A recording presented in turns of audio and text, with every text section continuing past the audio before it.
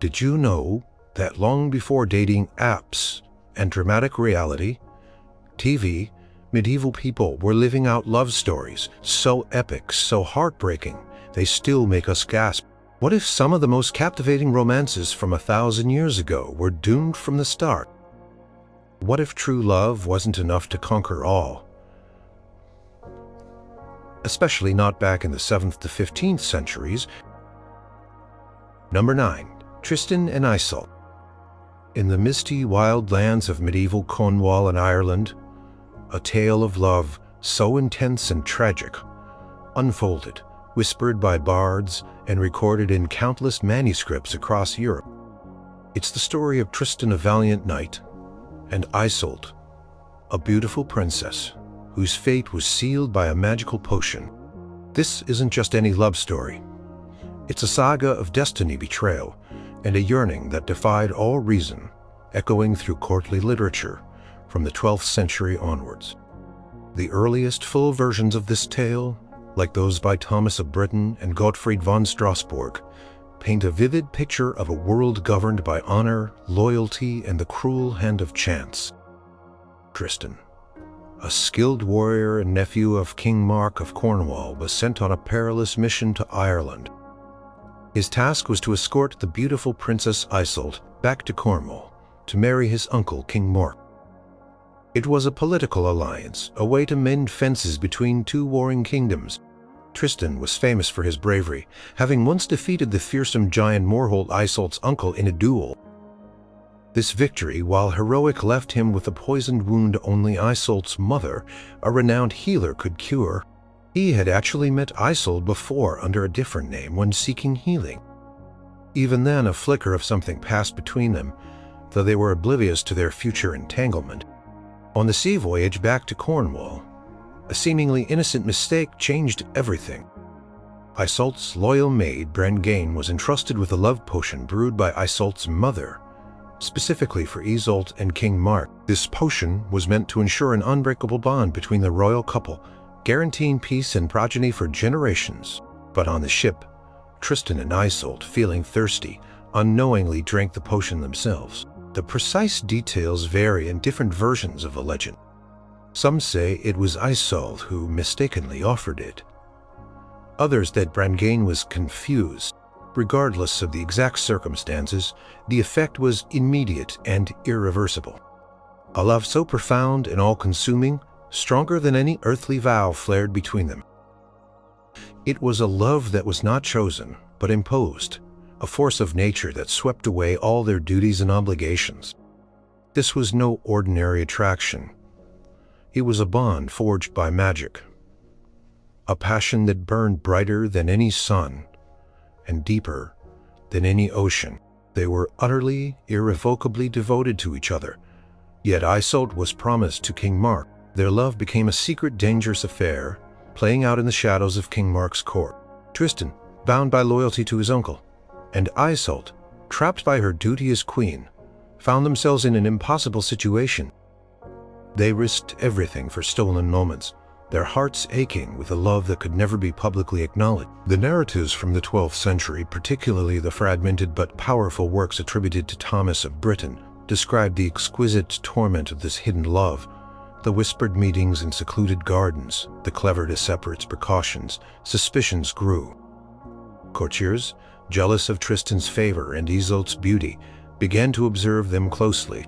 One famous incident involves a flower trap where flour was spread between Tristan and Iseult's beds to catch their footprints. Tristan leaped the gap, but a reopened wound from a previous battle dripped blood onto the bed, implicating him. King Mark, though deeply loving towards both Tristan and Iseult, was tormented by doubt. The storytellers emphasize Mark's internal struggle, his affection for his nephew battling against the undeniable evidence of their betrayal. This aspect of the tale, where loyalty and love clash, makes the story particularly poignant. Eventually, their affair was exposed. King Mark, heartbroken and enraged, condemned them. The medieval chronicles and romances show a King Mark who, while wronged, also understood the inexplicable pull between them, a testament to the potion's power. in some versions, he even tries to protect them from harsher punishments, reflecting the complexities of loyalty and compassion. In a feudal society, however, society's rules were absolute. Tristan was banished from Cornwall, and Iseult remained by King Mark's side, forever separated from her true love. This banishment was not just a physical distance, it was a tearing apart of souls, a severance that neither could truly recover from. Tristan wandered the lands, his heart perpetually aching for Iseult. He found solace in music and in feats of chivalry, but his mind always returned to the queen. Eventually, in a moment of despair and longing, he married another woman, also named Iseult. Iseult of the White Hands, the daughter of the Duke of Brittany. This marriage, however, was never truly consummated. His heart remained entirely with Iseult of Ireland, making his second marriage a symbol of his enduring yet unfulfilled desire. This second Iseult, though pure and kind, could never replace the queen in his heart. It's a sad irony that even in attempting to move on, Tristan remained trapped by his first love. The final act of their tragedy is perhaps the most heartbreaking. Tristan was wounded in battle, this time fatally with a poisoned arrow. He sent a messenger to Iseult of Ireland begging her to come and heal him as she had done before. The messenger was instructed to hoist a white sail if Iseult was on board, and a black sail if she was not. As Iseult's ship approached, Iseult of the White Hands, consumed by jealousy, saw the white sail, but lied to Tristan, telling him the sail was black. Believing his beloved had not come, Tristan died of a broken heart, his last breath a whisper of her name.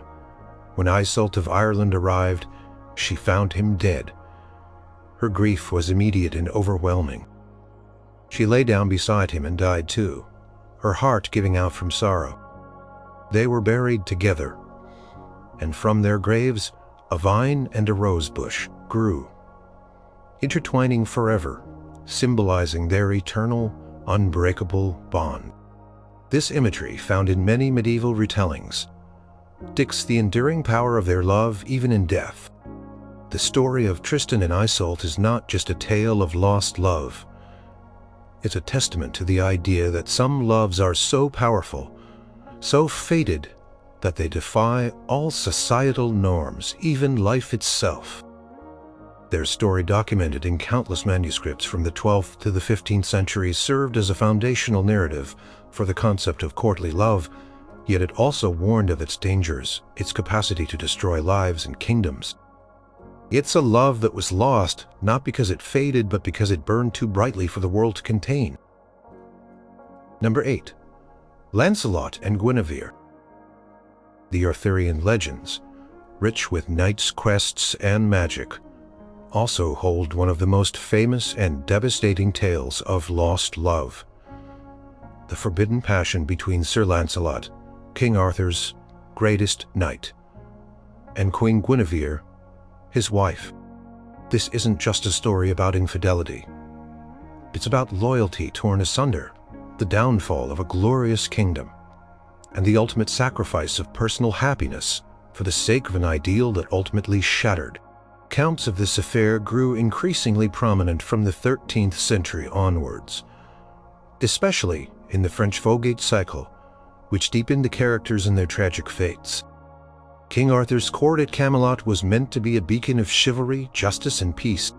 The Knights of the Round Table were sworn to uphold honor, protect the innocent, and fight evil.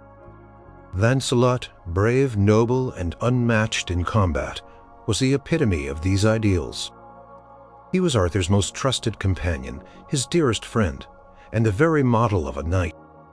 Guinevere, radiant and intelligent, was Arthur's beloved queen, the heart of Camelot.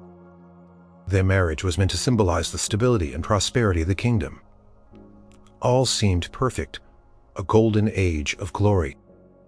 However, beneath the surface of this perfect court, a dangerous love began to blossom between Lancelot and Guinevere. It was a secret, intense, and deeply emotional bond. Their connection wasn't merely physical, it was intellectual and spiritual. They shared a profound understanding, a mutual respect that transcended their official roles. The literature of the period, particularly the works attributed to Chrétien de Troyes in the late 12th century, though focusing more on Lancelot's prowess. Hints at the burgeoning passion. Later, the Vulgate cycle fully fleshes out the agonizing struggle between their love and their duties. Lancelot was torn between his loyalty to Arthur and his overwhelming devotion to Guinevere. Guinevere likewise was trapped between her wifely vows and her heart's desire. Their affair developed slowly, shrouded in secrecy and filled with agonizing guilt. They met in hidden chambers, in moonlit gardens, their every interaction a risk to the fragile peace of Camelot. Lancelot performed countless feats of chivalry in Guinevere's name, dedicating his triumphs not to his king, but to his queen. This unspoken dedication was known to those in the court who observed the unspoken glances, the subtle signs. Stories from the Lancelot Grail cycle, a vast collection of French prose romances from the 13th century, detail their clandestine meetings and the intense matings. Lancelot's love for Guinevere was so powerful that it often overshadowed his pursuit of the Holy Grail, leading to his failure to achieve that sacred quest. The revelation of their affair was not a sudden explosion, but a slow, agonizing unraveling. Jealous knights, most notably Sir Agravain, a nephew of Arthur, tirelessly sought to expose them.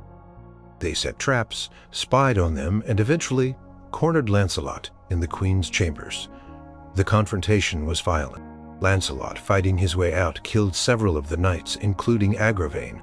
This act, while an escape, sealed their fate. Killing of a fellow knight of the Round Table, especially one of the king's kin, was an unforgivable sin. Made worse by the undeniable proof of the affair, King Arthur was devastated. The man he considered his most loyal friend, the woman he loved, had betrayed him in the most profound way. Kingdom built on the ideals of truth and honor was now fractured by scandal and civil war. Arthur was forced by the laws of his land to condemn Guinevere to be burned at the stake for treason. Lancelot, in a desperate attempt to rescue her, launched a violent raid on the execution site, further deepening the rift. He saved Guinevere, but in doing so he accidentally killed two of Arthur's innocent kinsmen, Sir Gareth and Sir Gaheris, who were unarmed. This accidental killing turned Gawain, another of Arthur's most loyal knights, and the brother of Gareth and Gaheris, into Lancelot's bitter enemy. The love between Lancelot and Guinevere, once a source of secret joy, became the catalyst for the destruction of Camelot. Arthur, torn between his love for Guinevere and the demands of justice and honor, was forced to pursue Lancelot and fight a war against him. The glorious fellowship of the Round Table was shattered. Knights took sides, and the very foundation of their kingdom crumbled. The Morte d'Arthur, by Sir Thomas Malory, a monumental compilation from the 15th century, vividly portrays this tragic decline, showing how a love that once seemed so pure ultimately brought about so much destruction. In the end, Guinevere, heartbroken by the ruin she had inadvertently caused and consumed by remorse, sought refuge in a nunnery. She renounced her worldly life, dedicating herself to God. Living a life of penance and reflection, she became an abbess, severing all ties with her past. Lancelot, equally grief-stricken and filled with remorse, knowing he was responsible for the downfall of all he held dear, became a hermit. He wandered the land in sackcloth and ashes, seeking atonement for his sins, dedicating his life to prayer and poverty. When he finally found Guinevere again, she refused to see him, telling him that their worldly love had destroyed their souls and that their only hope was spiritual salvation. Their love was lost, not through death or external force, but through its own intensity and forbidden nature. It became a destructive fire, consuming everything in its path, including themselves. They spent their remaining years in separate, solitary penance, forever separated, their lives transformed by their love and its tragic consequences. When Lancelot finally died, consumed by his penance and grief, Guinevere died shortly after, having felt his passing even from afar. The love between Lancelot and Guinevere remains a powerful and poignant example of how even the most passionate love can be lost to duty. honor, and the destructive power of human flaws forever enshrined in the rich tapestry of medieval literature. Number 7. Heloise and Abelard. This is not a tale of knights or magic, but of two brilliant minds in 12th century Paris, whose love story was as scandalous as it was heartbreaking. Peter Abelard was a celebrated philosopher, theologian, and teacher, renowned for his sharp intellect and persuasive arguments. Heloise was a young, exceptionally intelligent student, lauded for her mastery of Latin, Greek, and Hebrew, a rare feat for any person, let alone a woman in that era. Their story, documented in their own passionate and poignant letters, preserved over centuries, offers a raw, unfiltered glimpse into a love that defied societal norms and paid a heavy price. These letters, compiled and circulated as Historia Calamitatum, or The Story of My Misfortunes, by Abelard alongside their correspondence, are crucial historical sources for understanding their bond. Abelard, a master at the Cathedral Schools of Notre Dame, was at the height of his fame, attracting students from all over Europe. He took Heloise, still in her late teens, into his home as a private student, ostensibly to further her prodigious education. However, their intellectual connection soon blossomed into a deep, passionate love. Abelard, in his own writings, admitted to being consumed by his desire for Heloise, neglecting his studies and his spiritual duties.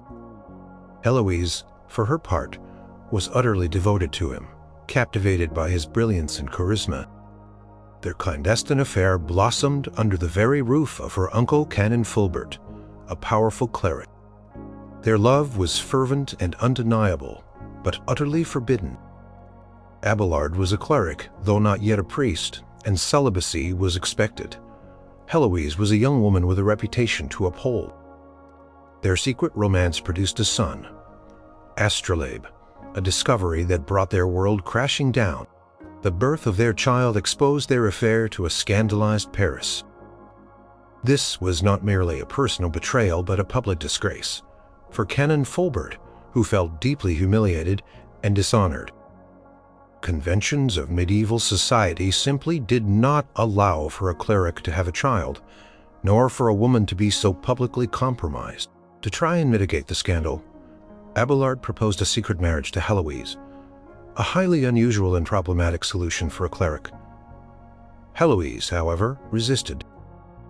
She argued against it, not out of lack of love, but out of a profound understanding of the implications for Abelard's career and his intellectual future. She believed a wife would only hinder his pursuit of philosophy and theology, and that he would be ruined if he were known as a married man.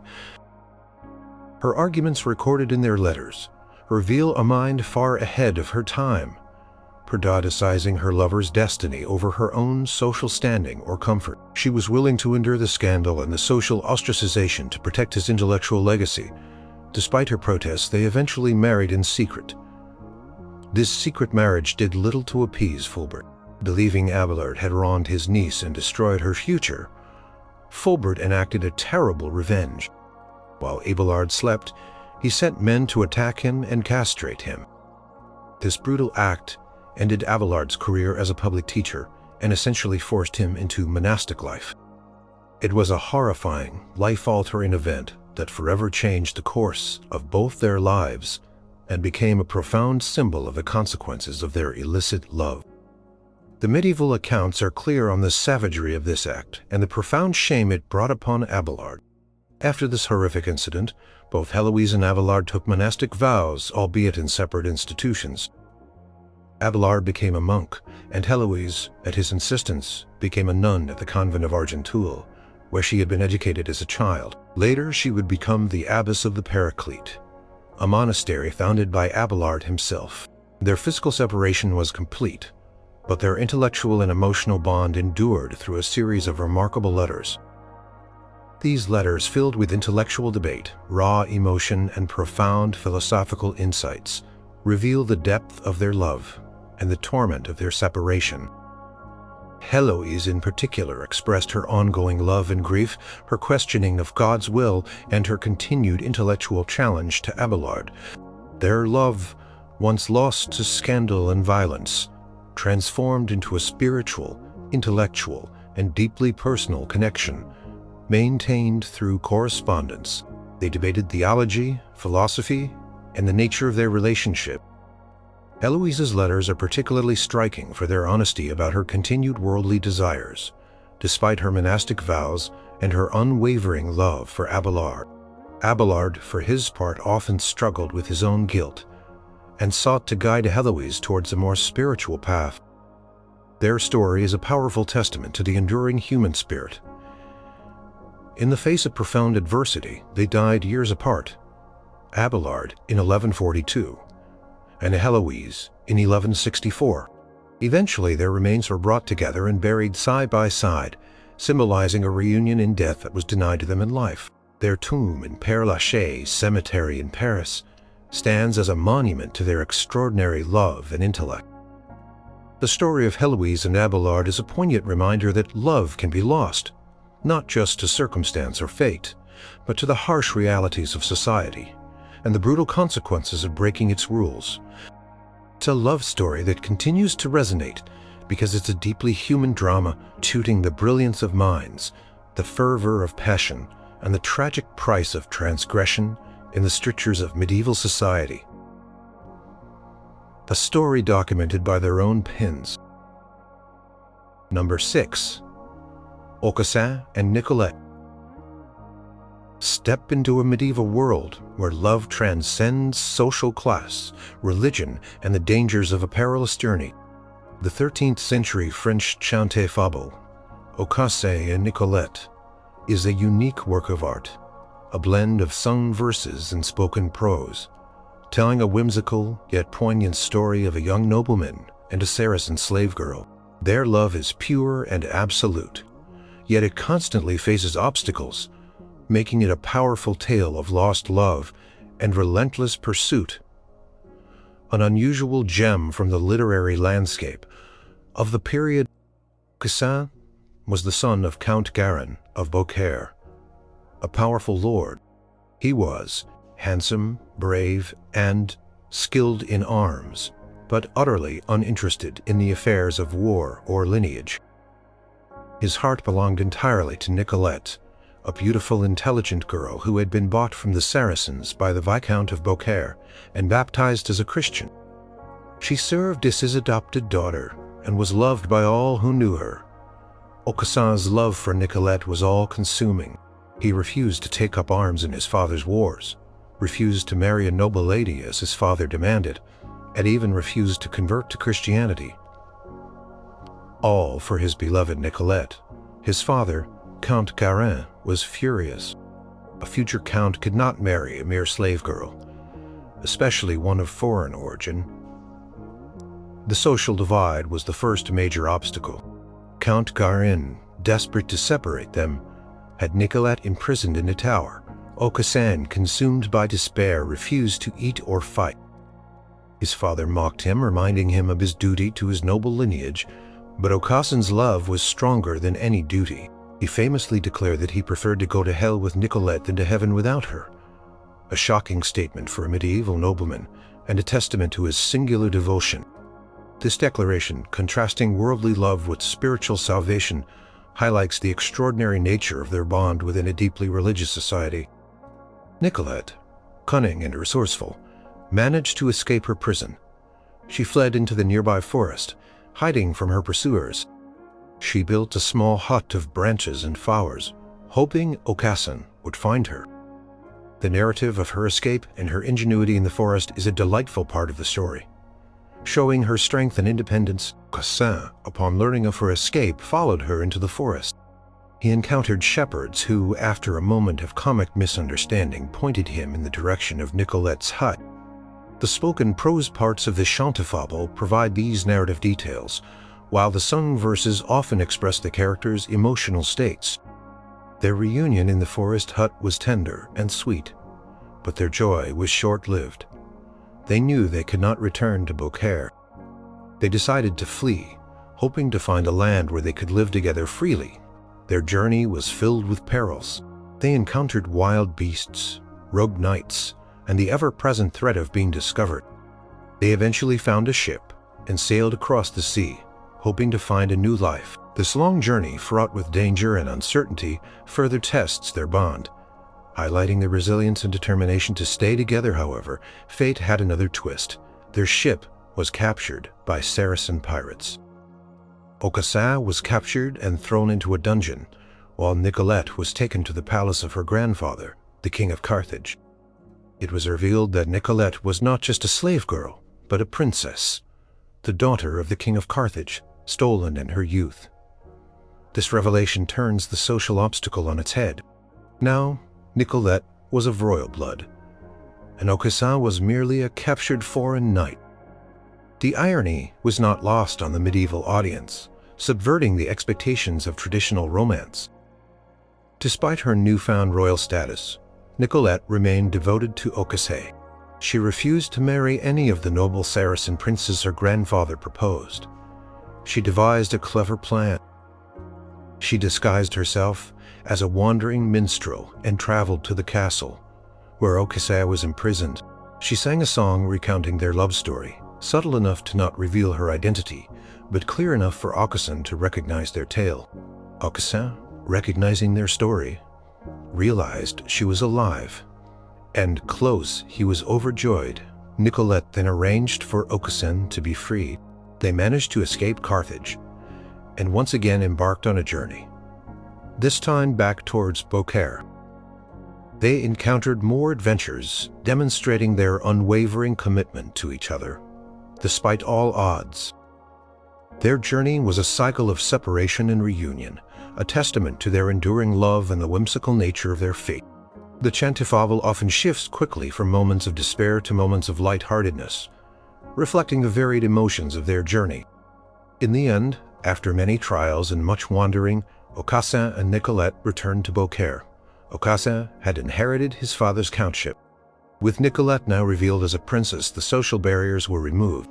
They were finally able to marry and live happily ever after as Count and Countess of Beaucaire. This ending is particularly satisfying because it overcomes all the previously insurmountable obstacles.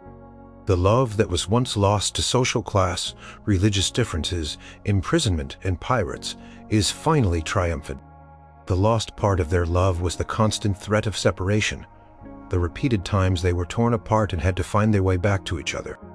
Their story, while lighthearted in tone, carried deep meaning about the power of love and perseverance, making it a beloved piece of medieval folklore.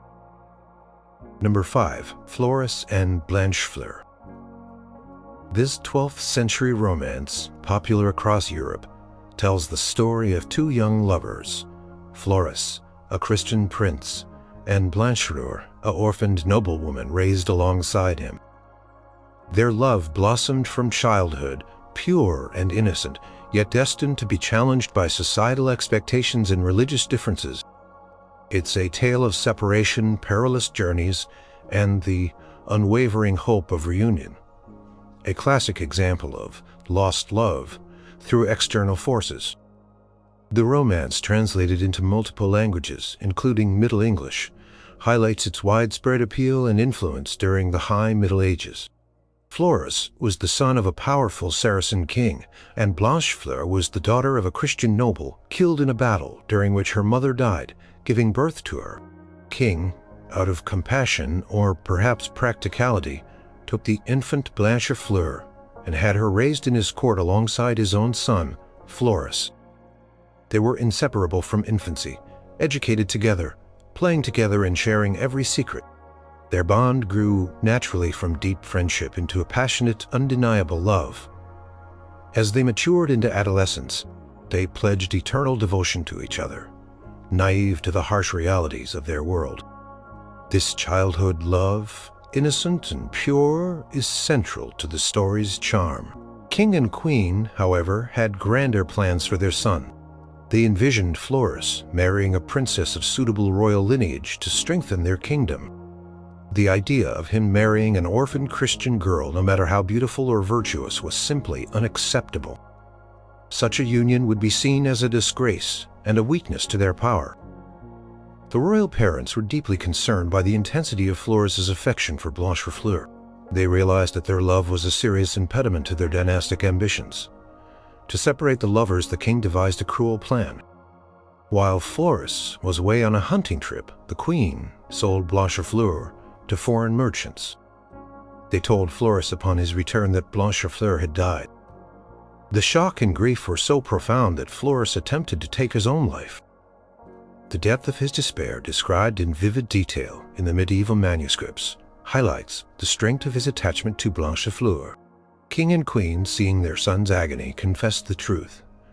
Blanchefleur was alive, but sold far away. Overjoyed that she was alive, Floris immediately set out to find her. This quest is the central part of the narrative. He traveled across vast lands, facing numerous challenges and dangers, always driven by the hope of reuniting with his beloved. He followed clues, bribed officials, and used his intelligence and resources to track her. His journey took him through many cities, encountering people from different cultures, a testament to the wider world knowledge of the medieval period. This grand romantic journey reflects the prevalent themes of chivalric quests, but focused on romantic love rather than adventure or glory. His journey eventually led him to Babylon, a city of great splendor, where he learned Blanchefleur had been sold into the luxurious harem of the emir. The emir was known for collecting the most beautiful women from across the world, and Blanchefleur, with her unparalleled beauty, was considered his most prized possession. She was kept in a magnificent tower, a place of extreme security, guarded by eunuchs and surrounded by the emir's other wives and concubines. This presented the ultimate challenge for Floris: to infiltrate one of the most secure and opulent palaces in the world. Floris, with the help of a sympathetic gatekeeper, whom he bribed generously, managed to gain entry into the palace. He hid among the other new arrivals, carefully observing the palace routines. He learned that the emir's women were kept in a circular tower, and only 2 at a time were allowed to enter the emir's presence. He cleverly devised a plan to hide in a basket of flowers, or within a large basket carried by the palace servants, specifically instructed to be delivered to Blanchefleur's chamber. This detail shows the ingenuity of the hero and the romantic lengths he was willing to go. After much suspense and near discovery, Floris successfully made his way into Blanchefleur's chamber. The lovers were overcome with emotion, their long separation ending in a tearful embrace. They spent time together, savoring their rediscovered happiness, planning their escape. However, their presence together was soon discovered. The emir, furious at their transgression and the insult to his honor, condemned them both to death. The tension of this discovery and the looming execution adds a dramatic climax to the story. Just as they were about to be executed, a powerful noble at the emir's court was moved by their unwavering devotion, and their pure love pleaded with the emir, describing their youth and the sincerity of their bond. The emir, surprisingly, was swayed. Instead of executing them, he was so impressed by their faithfulness that he pardoned them. He even allowed them to marry, and Blanchefleur, incredibly, was given a dowry by the emir himself. This benevolent twist is a common feature in many medieval romances, emphasizing the power of true love to soften even the hardest hearts. Floris and Blanchefleur returned to his homeland, where his parents, humbled by their son's journey and the miraculous turn of events, accepted Blanchefleur as his wife. They were married with great pomp and ceremony, and Floris eventually inherited the kingdom, ruling justly with Blanchefleur as his queen. Their love, once seemingly lost to cruel separation and insurmountable obstacles, was not only recovered, but triumphed, leading to a long and happy life together. The story of Floris and Blanchefleur became a popular paradigm for enduring love and loyalty throughout the medieval period, a testament to the belief that true love would always find its way even after being lost for a time. Number 4. Melusine and Raymond. This medieval legend from France, particularly popular in the 14th century, tells a poignant and often tragic tale of a magical love that is lost when a sacred vow is broken. Melusine is no ordinary woman. She is a fairy, a creature of myth, who possesses a mysterious nature. Raymond is a mortal knight, bound by human passions and limitations. Their story is a powerful exploration of trust, secrecy, and the perilous consequences when a magical pact is violated. Jean d'Aras's monumental work, Roman de Melusine, written in 1393, is the most comprehensive and influential version of this legend. Raymond, a young nobleman, was grieving after accidentally killing his uncle during a hunting trip. Distraught and wandering aimlessly in the forest, he encountered a stunningly beautiful woman by a spring. This was Melusine, a fairy with a unique and complex past. She was the daughter of a fairy and a mortal king, cursed by her mother to transform into a serpent from the waist down every Saturday. She could only escape this curse if she found a man who would marry her and promise never to see her on that day. In return, she would bring him immense prosperity and power. Melusine, with her wisdom and foresight, immediately offered Raymond comfort and practical advice.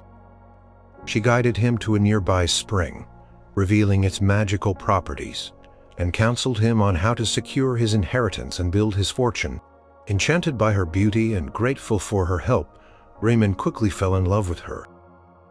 Melusine agreed to marry him, but only on one absolute condition. He must promise without fail never to seek her out or see her on Saturdays. This single vow was the cornerstone of their magical union, a secret that protected her true nature and their love. Raymond, deeply in love and eager to secure his future, readily agreed to the condition. Their marriage was immensely successful. Melusine, through her magical abilities and keen intelligence, helped Raymond build the mighty castle of Lusignan and establish a powerful lineage. They had many children, all of whom bore some strange, sometimes monstrous, mark a physical manifestation of their fairy heritage. They were a beloved and prosperous couple, ruling their lands with justice and wisdom. Melusine brought not just wealth but also a profound sense of purpose to Raymond's life. Chronicles of Lusignan, even fantastical, linked their prosperity to her presence. For years Raymond honored his promise. Their love flourished and their power grew, but human curiosity and suspicion are powerful forces. Raymond's relatives, envious of his sudden prosperity and Melusine's mysterious Saturday disappearances, began to whisper. They suggested that Melusine was unfaithful or worse, involved in dark magic. Raymond, initially dismissive, eventually succumbed to their relentless prodding and his own gnawing curiosity. The temptation to uncover his wife's secret became unbearable. One Saturday, consumed by doubt and suspicion, Raymond broke his sacred vow. He secretly bored a hole in the door of the private chamber where Melusine retreated each week. He peeked inside and saw her, not as the beautiful woman he married, but as a creature half woman, half serpent, bathing in a large tub. The sight was horrifying and shocking. He recoiled in terror, his promise shattered. The medieval texts described this moment as a profound violation, not just of a promise, but of a sacred trust between realms. Melusine, though she did not immediately confront him, knew her secret had been betrayed. The magical pact was broken, and their love, built on trust and a shared secret, was irrevocably damaged. She continued to live with him for a time, bearing her grief in silence. The unspoken knowledge of his betrayal hung heavy between them. The full consequence of his action, however, was yet to manifest. The breaking point came during a bitter argument. One of their sons, Geoffroy, committed a terrible act of arson against a monastery. Raymond, in a fit of rage and despair over his son's actions and the weight of his secret, publicly denounced Melusine, calling her a serpent and exposing her true nature to his court. This public betrayal was the final blow. Her deepest secret, the one that kept her bound to the human world, was revealed. With her secret exposed, Melusine could no longer remain among mortals. With a heart-wrenching cry, she transformed completely into a winged serpent and flew out of the castle window, circling it 3 times before disappearing forever. Her love for Raymond, now lost, was severed by his broken vow and public denouncement. Legend says that she can still be heard on stormy nights, circling the ruins of Lusignan Castle, crying for her lost family and home, or appearing as a harbinger of death for her descendants. Raymond was left alone, grief-stricken and riddled with guilt. He watched his kingdom prosper, but he lost the magical companion who brought him such happiness and power. His love for Melusine was lost to his own weakness and lack of faith. The legend of Melusine and Raymond served as a cautionary tale in the Middle Ages about the importance of keeping one's word, especially when dealing with the powerful and mysterious forces of the supernatural. It emphasized how easily a love founded on trust can be lost through suspicion and betrayal, even when it involves a magical, otherworldly partner. Number 3. Geoffrey Rudel and the Countess of Tripoli. This is a story of love from afar. A quintessential example of courtly love that defies physical boundaries, culminating in a poignant, tragic end. Geoffrey Rudel was a celebrated Occitan troubadour from the 12th century, known for his lyrical poetry and his profound devotion to a lady he had never seen. His story became a popular legend, amplified by the chroniclers of the period, reflecting the idealization of unattainable love common in the poetry of Provence. His very existence is tied to this legend, found in a medieval Vita, short biography. Attached to his poems, Geoffrey Rudel was a prince of Blaye, of lord in Aquitaine. He was a troubadour, a poet and musician, who traveled and performed his intricate verses across the courts of southern France. Unlike many troubadours who composed for specific ladies in their own court, Geoffrey developed an extraordinary, almost mystical love for a distant lady. He heard tell of the beauty, virtue, and unparalleled grace of the Countess of Tripoli in the Holy Land. She was spoken of as the most perfect woman in the world, renowned for her piety and kindness. Without ever seeing her, Geoffrey fell deeply and hopelessly in love. This was the essence of amour de loin, or love from afar, a concept celebrated in troubadour poetry. He dedicated all his songs and poems to her, praising her beauty and virtue, longing for a glimpse of her, and expressing his profound yearning. His verses, like Lanquan li jorn sun lonken mai, when the days are long in May, were filled with a melancholic longing, a spiritual and emotional devotion to an idealized figure. This wasn't a physical desire in the conventional sense, but a spiritual yearning for an ideal of perfection. He projected onto her. This intense, unrequited love became the driving force of his life. He grew increasingly ill, his body wasting away from the intensity of his longing and the despair of never meeting her. He suffered from a consuming malady of love, a common theme in medieval, medical, and literary texts where lovesickness was seen as a real physical ailment. His friends and companions, seeing his decline, realized that the only cure for his suffering, if any, was to fulfill his ultimate desire, to travel to the Holy Land and see his distant beloved before he died. Despite his worsening health, Geoffrey embarked on the arduous sea journey to Tripoli. The voyage itself was a perilous undertaking in the 12th century, fraught with storms, pirates, and disease. He was already weak when he began, and the journey further deteriorated his condition. He arrived in Tripoli, barely clinging to life, so frail that he had to be carried from the ship. Chroniclers of his life, included in collections of troubadour biographies, recount these details, emphasizing his physical decline. Word of the dying troubadour's arrival and the story of his profound love from afar reached the Countess of Tripoli. Deeply moved by his unwavering devotion and the sheer romanticism of his journey, she rushed to the harbor to see him. She had heard his songs and knew of his unparalleled admiration for her. The encounter was brief and heart-wrenching. She found him on the verge of death, his body ravaged by illness. In a moment of profound emotional intensity, the Countess took Geoffrey into her arms. She comforted him, speaking tenderly to him, expressing her sorrow and admiration for his extraordinary love.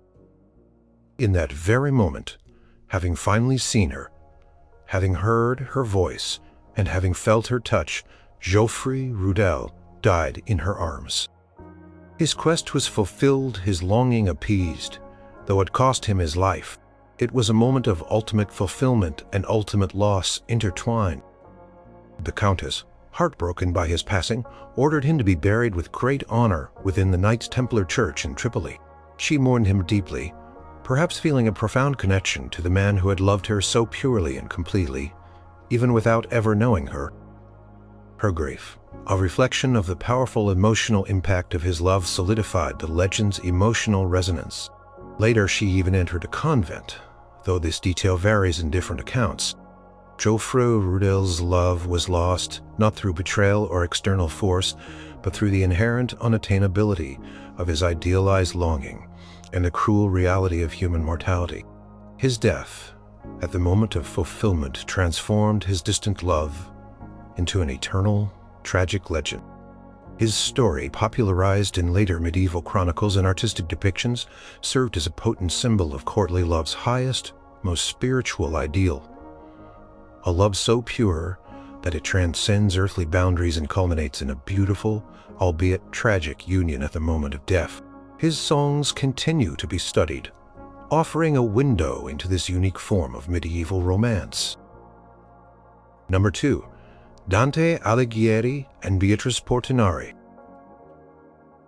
This isn't a love story of scandalous affairs or magical potions, but one of spiritual devotion, idealized longing, and a profound impact of death.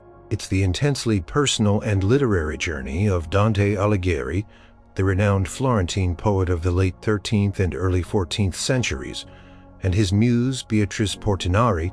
Their love was largely unconsummated in the physical world, yet it became the guiding light of Dante's greatest work, the Divine Comedy, transforming a real woman into a divine symbol.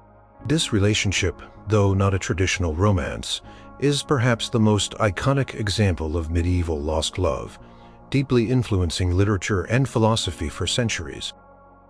Dante first saw Beatrice when he was just 9 years old and she was 8. He described this meeting with vivid poetic detail.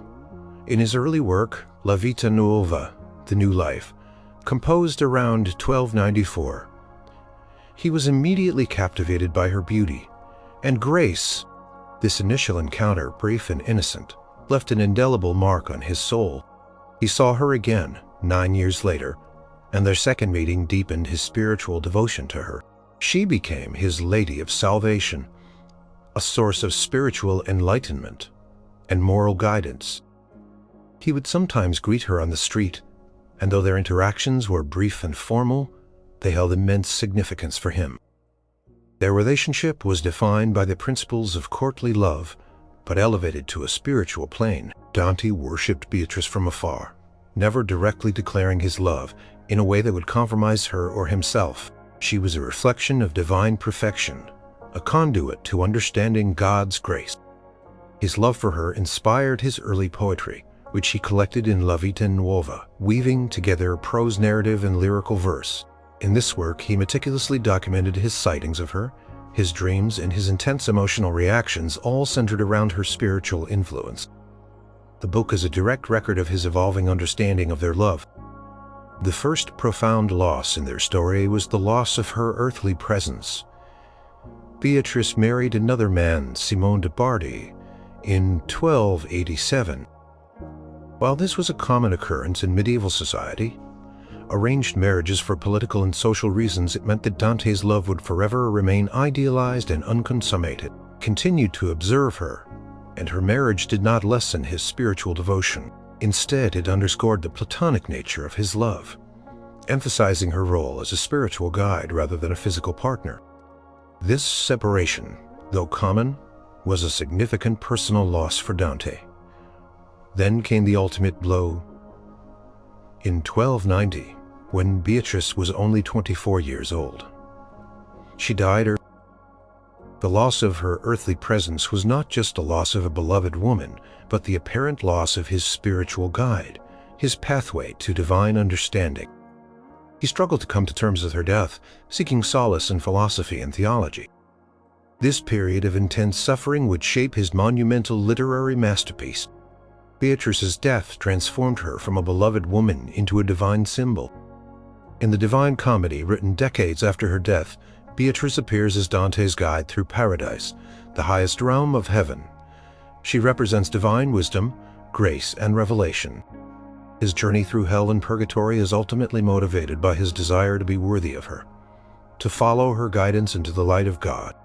Their reunion in paradise is not a romantic embrace, but a profound spiritual communion, where she enlightens him with theological truths and leads him to the ultimate vision of God.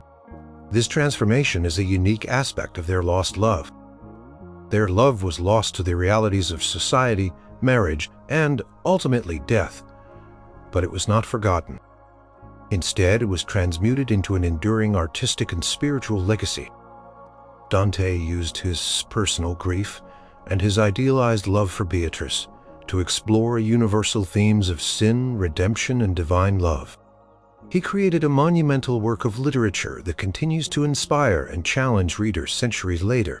His portrayal of Beatrice as a divine figure, a symbol of theological truth and heavenly beauty, has left an indelible mark on Western thought and literature. The story of Dante and Beatrice is a testament to the enduring power of idealized love, even when it is physically lost. It demonstrates how a profound personal connection, when severed by death, can be transformed into a source of immense creative energy and spiritual contemplation. Their love, as depicted by Dante himself, became a journey from earthly yearning to divine understanding, a narrative of enduring love against the backdrop of mortality, a uniquely medieval approach to loss and longing. Number 1. The Swan Knight, Lohengrin's father, Helios. This ancient European legend, gaining significant traction in the 13th and 14th centuries in different versions of the Holy Roman Empire, tells the story of a mysterious knight who arrives on a boat pulled by a swan, comes to the aid of a distressed maiden, marries her, but then is lost when his bride breaks a sacred vow. It's a classic example of a magical love that depends entirely on trust and a secret. A love doomed once, curiosity overcomes faith. The most well-known version of the story is linked to the historical house of Bouillon, connecting the mystical to the worldly. Our story begins with a distraught princess often named Elsa of Brabant, facing a grave injustice. She is falsely accused of murdering her younger brother and seizing her inheritance. With no champion to defend her, she faces certain execution. Just as all hope seems lost, a miraculous event occurs. A mysterious knight appears on a boat pulled by a single swan, gliding across the water. This Knight of the Swan, often identified as Helios, a son of King Parsifal and Queen Condoremers from the Grail lineage, is of noble birth, but bound by a strict magical rule. The Swan Knight, radiant in his armor, offers to defend Elsa in trial by combat. He swiftly defeats her accuser, proving her innocence. Overwhelmed with gratitude and captivated by his noble bearing and striking appearance, Elsa falls deeply in love with him. He agrees to marry her and become the protector of her lands, but on one condition, a sacred vow that must never be broken. She must never ask him his name, his lineage, or where he came from. If she breaks this promise, he will be forced to leave her forever. This promise, common in fairy tales, sets the stage for inevitable tragedy. Elsa, overjoyed and deeply in love, readily agrees to the condition. Their marriage is a happy one, and they rule Brabant justly and prosperously. They have children, establishing a powerful and respected lineage. The Knight of the Swan is a wise ruler and a formidable warrior, bringing peace and stability to the land. For a time, their life is idyllic, a perfect union built on love and trust, despite the one hidden secret. Their prosperity and his wisdom became legendary in the Brabantine region, adding to the mystique of his origins. However, the nature of human curiosity is strong, and doubt can be insidious. Over time, whispered questions began to circulate in the court. People wondered about their lord's mysterious origins. Who was he? Really? Where did he come from? Whispers of his strange arrival, his unusual condition, and his unrevealed past started to wear down Elsa's resolve. Jealous courtiers, perhaps the family of the defeated accuser or other envious nobles, subtly fed these doubts, trying to undermine her faith in her. One day, pushed by her own gnawing curiosity and the incessant whispers of her ladies-in-waiting, Elsa broke her sacred vow. She asked her husband his name and his origins. The moment the words left her lips, the magic was broken. The Knight of the Swan, his face filled with sorrow, revealed his true identity. As Helios, son of Parsifal, and his connection to the Grail lineage, he explained that his service to her was now at an end, for the bond that held him to the mortal world, and specifically to her, had been severed by her question. The Swan Knight then took leave of his wife and children. The Swan reappeared pulling the same boat, and he stepped into it, leaving behind the love and life he had built. Elsa was left devastated, consumed by regret for her moment of weakness. Her love, once so strong and seemingly secure, was lost to her own curiosity and the unbreakable rules of his mystical world. The departure was final and absolute, leaving her with the sorrow of her broken vow and the memory of their magical love. Elsa lived out her days in sorrow, mourning the loss of her husband. Their children carried on their noble lineage, but the mysterious origins of their father remained a bittersweet legend. The story of the Swan Knight served as a powerful medieval allegory about the importance of trust, the dangers of curiosity, and the fragility of love, especially when it involved the supernatural. It emphasizes how easily a perfect magical love can be lost when a single crucial boundary is crossed. This legend, in its many forms, especially in the Lohengrin narrative that developed later, resonates with the profound sorrow of a love that was irrevocably broken by a human failing, leaving behind a legacy of both wonder and heartbreak.